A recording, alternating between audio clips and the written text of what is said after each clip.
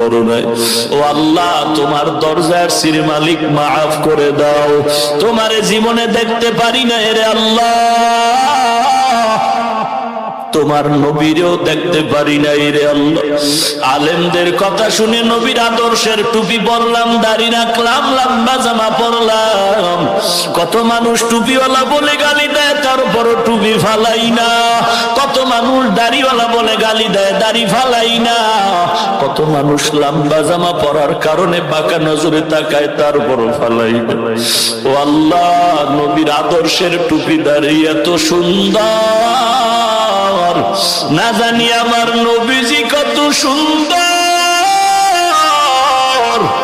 ও আল্লাহ, ওই নবীরও দেখতে পারি নাই। ও মালিক, এত কষ্ট করে সংসার চালাই, কতদিন যায়, সবার ঘরের চুলায় আগুন জ্বলে, আমার ঘরের চুলায় আগুন জ্বলে। এমনও ঈদের দিন গেছে, সব সন্তানেরা নতুন জামা কাপড় পরে ঘুরে। আমি এমন গরিব, আমার সন্তানের ঈদের সময় একটা ভালো জামা কাপড় কিনে দিতে পারি না। এই প্রচন্ড ঠান্ডার ভিতরে কত ঘরের বাচ্চাগুলো কত সুন্দর শীতের পোশাক পরিয়া চলে।